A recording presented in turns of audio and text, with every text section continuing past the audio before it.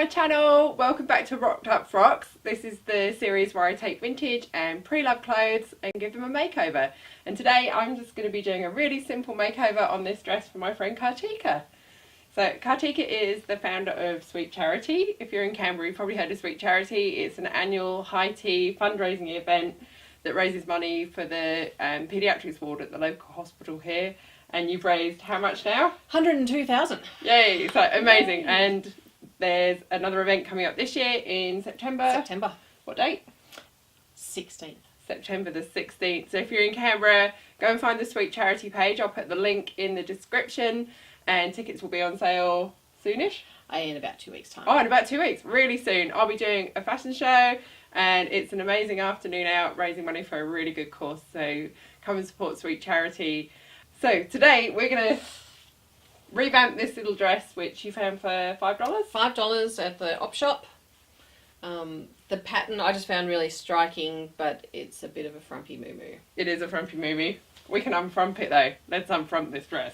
So the waist, I think the waist is too low. It's got this weird little pleat thing at the front, so I'm going to shorten this whole waist by about an inch and lose that pleat for you, because I think that's just a... These pleats here are nice, but that one's just weird, and it's not even like a full pleat, it's just a weird lump. And I think the biggest thing we need to do is take off a whole load of length here, because that's what's just making it frumpy.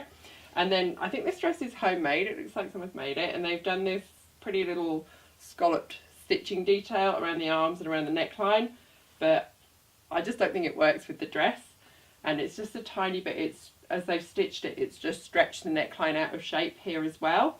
So all I'm going to do for the sleeves and the neckline is turn this under and hand stitch it in place, and that way I can lose this excess fabric at the front. As I hand stitch it, I can just do a slight gather on it, but it will still be loose enough for you to put on over your head. Great. And wear easily. And it's got pockets. How can you say no to a dress with pockets?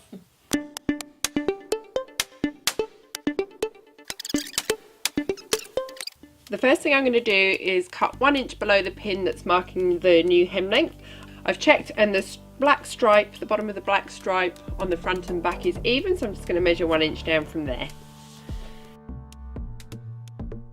Next I'm just going to overlock around the bottom of the hem.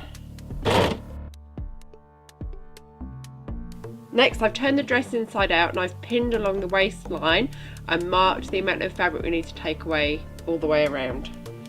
I want to get rid of this centre front pleat because it's not very flattering when it's on. So to do that I'm going to cut off the existing overlocking and then just ease this excess fabric along this front panel.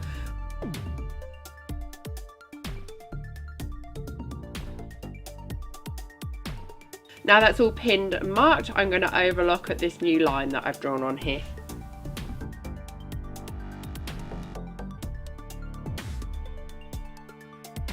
Next I'm going to pin the hem to the right length, and then I'm just going to stitch it with a straight stitch.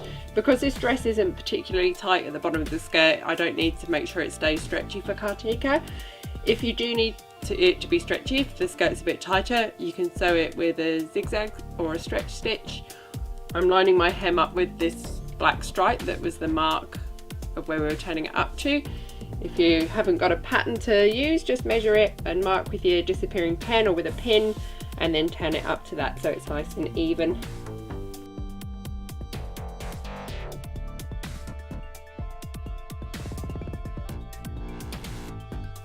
Here's the finished hem. I was really careful not to pull it as I stitched it, so in places I used a pin to kind of push the excess fabric through to make sure I didn't pull it through and stretch it. So that's what it looks like on the inside, and on the outside the line of black stitching just disappears into the pattern, and it does just still have a slight stretch to it. Next, Kartika wants to get rid of this fancy stitching that's been used to finish the neckline and the armholes, and I agree, I don't think the style of it goes with the print of the fabric. So when this was sewn, it has stretched the neckline slightly out of shape as well, so it's a little bit baggy. So I think the best way for me to edge this is to turn it in, and then I'm going to hand stitch it in place and just slightly gather the front of the neckline as I do it, just to get rid of that little bit of bagginess where it's stretched. And I'll do exactly the same on the armholes, and I'm going to stitch it with a clear thread so it will be a really invisible, neat finish on the outside. And again, the neckline doesn't need to stay stretchy because it's big enough for Kartika to get her head through without stretching it.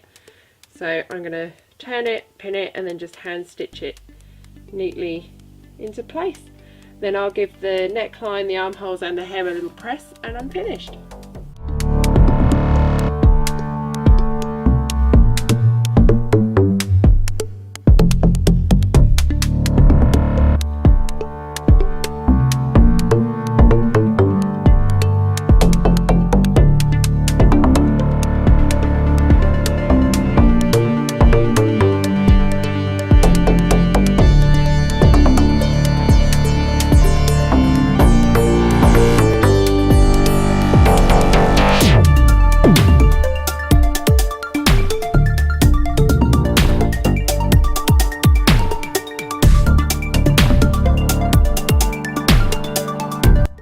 So Kartika's back and the dress is all finished, and I think we've definitely unfromped it. What do you think? Absolutely. I can't. I'm so excited to wear it in 7-degree weather here in Canberra.